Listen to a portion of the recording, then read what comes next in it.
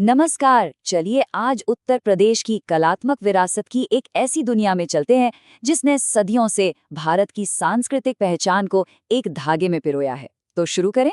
उत्तर प्रदेश ये सिर्फ एक राज्य का नाम नहीं है, बल्कि ये तो जैसे जीवंत परंपराओं, पीढ़ियों से चले आ रहे हुनर और बेमिसाल शिल्पकारी का एक जीता जागता खजाना है। यहाँ की तो हर गली, हर शहर एक अलग ही कहानी कहता है, जो कभी धागों में, कभी रंगों में, तो कभी मिट्टी में जिंदा हो उठती है। अब जरा इस नंबर पे गौर कीजिए, 77। ये कोई आम नंबर नहीं है। कोई अंदाजा है कि उत्तर प्रदेश के लिए इसका क्या मतलब हो सकता है? ये एक ऐसी उपलब्धि है जो अपने आप में एक पूरी कहानी बयां करती है। जी हाँ, ये संख्या है उत्तर प्रदेश को मिले ज्योग्राफिकल इंडिकेशन यानी जीआई टैग्स की। 77 जीआई टैग्स के साथ उत्तर प्रदेश आज पूरे भारत में टॉप पर है। यहाँ तक कि तमिलनाडु जैसे राज्यों को भी पीछे छोड़ दिया है। ये अपने आप में एक बहुत बड़ा रिकॉर्ड है। तो चलिए अब उत्तर प्रदेश के कुछ सबसे मशहूर कलात्मक खजानों पर एक नजर डालते हैं। ये वो शिल्प हैं जिन्हें जीआई टैग ने एक नई पहचान दी और दुनिया भर में मशहूर कर दिया। सबसे पहले बात करते हैं शानदार बनारसी साड़ी की।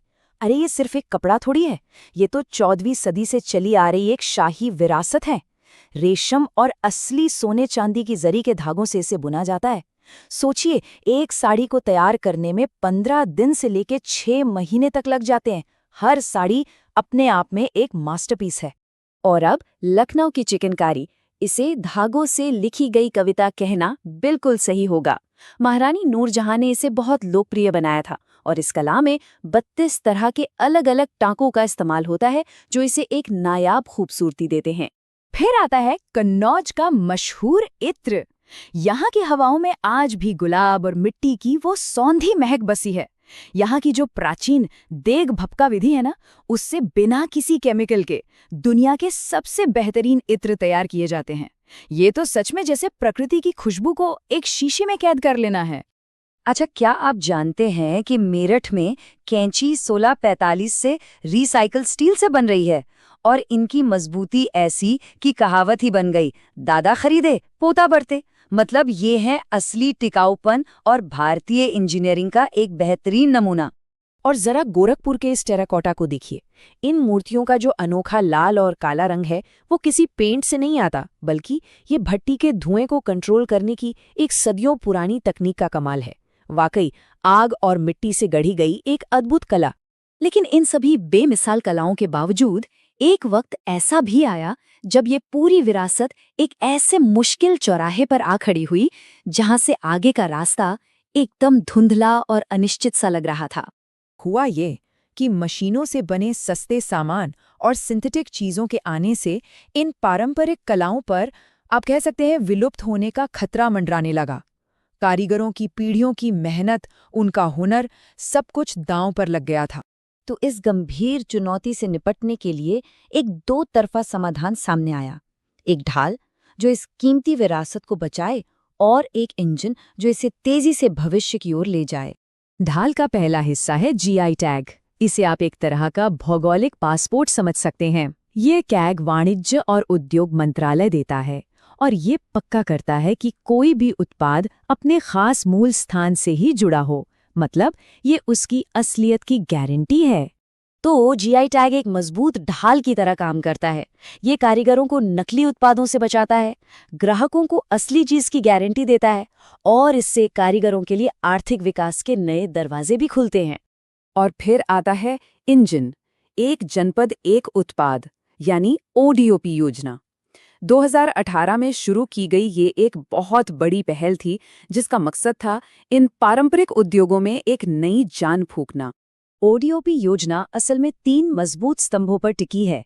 पहला, कॉमन फैसिलिटी सेंटर, ताकि कारीगरों को बेहतर सुविधाएं मिलें। दूसरा, आर्थिक मदद और सब्सिडी। और तीसरा, 88,000 से ज्यादा कारीगरों के लिए स्किल डेवलपमेंट प्रोग्राम, ताकि वे आज के बाजार के लिए तैयार हो सकें। तो इन दो पहलुओं ने मिलकर, यानी जीआई टैग की ढाल और ओडीओपी के इंजन ने क्या किया? क्या वे सच में एक आर्थिक क्रांति लाने में कामयाब हो पाए? सबसे बड़ा सवाल तो यही था, क्या ये कार्यक्रम वाकई में काम कर पाए? मतलब जो योजनाएं कागज पर बनी, क्या वो जमीन पर भी उतनी ही असरदार साबित हुईं? जवाब ये आंकड़े खुद देते हैं। 2017 से 2023 के बीच उत्तर प्रदेश का निर्यात लगभग 2 गुना हो गया। 89,000 करोड़ से बढ़कर 1,74,000 करोड़ तक पहुंच गया। ये एक जबरदस्त और ठोस कामयाबी है। और इसका एक जीता जागता उदाहरण है काशी यानी वाराणसी। अकेले काशी में आज 32 GI टैग वाले उत्पाद हैं जो इसे भारत की GI राजधानी बनाते हैं। इससे पता चलता है कि ये सफलता उन जगहों पर सबसे ज्यादा मिली है जहां विरासत की जड़ें गहरी हैं। लेकिन ये कहानी सिर्फ आर्थिक तरक्की की नहीं है, ये उससे कहीं ज्यादा गहरी है। ये कहानी है भारत की जीती जागती धड़कती हुई आत्मा को बचाने की। तो इसका सबसे जरूरी पहलू ये है कि ये सिर्फ अर्थव्यवस्था के बारे में नहीं है। ये तो भारत के असली रंगों और उसकी आत्मा को आने वाली पीढ़ियों के लिए संभालने के बारे में है। ये उस कारीगर की मुस्कान को बचाने के बारे में है जो अपनी कला को जिंदा रखे हुए है। आखिर में हम यही कह सकते हैं कि GI टैग और ODOP के जरिए उत्तर प्रदेश सिर्फ अपनी अर्थव्यवस्था को ही नहीं जगा रहा, बल्कि वो भारत की विरासत के रंगों, उसकी बनावट और उसकी आत्मा को भी सहेज रहा है। और ये हमें एक बहुत जरूरी सवाल पर लाकर छोड़ देता है। इस सफल मॉडल से दुनिया भर में और कौन-कौन से अनमोल सांस्कृतिक खजानों को बचाया और फिर से जिंदा किया जा सकता है? इस पर सोचिएगा जरूर।